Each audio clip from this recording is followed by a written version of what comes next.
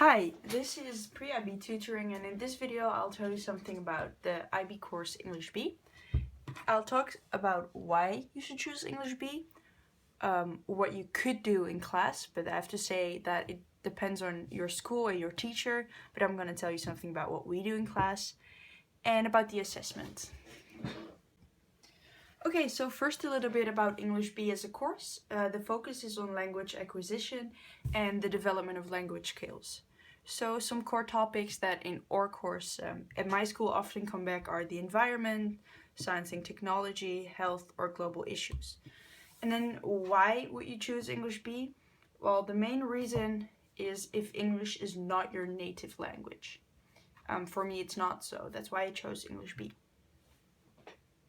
I'll tell you a little bit about the English B in-class activities.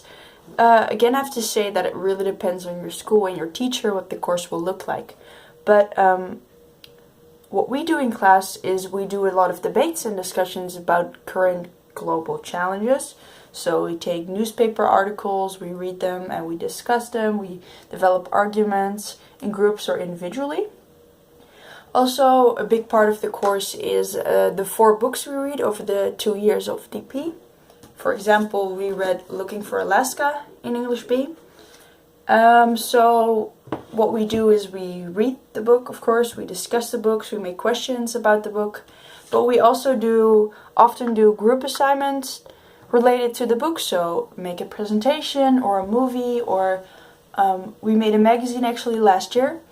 So it's really fun, and depending on how much freedom you get from your teacher, you can also have a lot of your own input in the course and kind of think of your own assignments to do, which is really fun.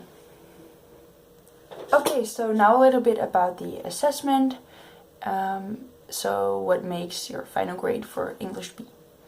The assessment consists of 2 main parts, which is the external assessment, which is the writing component and accounts for 70% of your grade, and the internal assessment, which is the oral component and accounts for 30% of your final grade. The external assessment consists out of 3 main parts. The first one being paper 1, which is a reading comprehension. You get 5 texts and you have to answer questions about the text in 1.5 hours. It's 25% of your final grade. Then paper 2, which is a written task of 250 to 400 words, where you get 5 options and you have to choose one of them and write a paper about it. And then part B, which is a written response. You get a quote or something like that, and you have to write a 150 to 250 word response to that. Then the last part of the external assessment is the written assignment, which is a 500 to 600 word for higher level and 400 to 500 word for standard level assignment, based on one of the literary texts. So basically one of the books you read. For example, Looking for Alaska, you choose one of the text types. There are multiple, but a few examples are a blog entry, a diary entry, or a newspaper article. And you write one of those text types based on the book you read, or So that is a 500 to 600 word assignment. And then you also have to make a 150 word rationale why you chose the text type. And in total that is 20% of your final grade. So the last part of the assessment is the internal assessment, which is the oral component, and accounts for 30% of your final grade.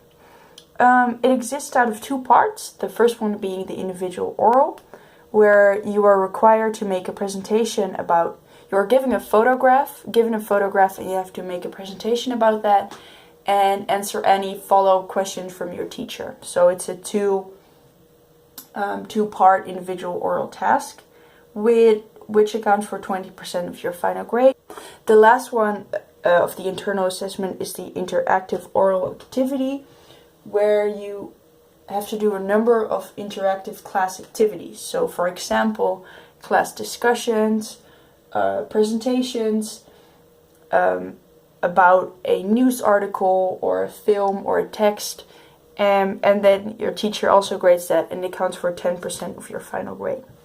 So this was English B in short. I hope this video was helpful, and thank you for watching.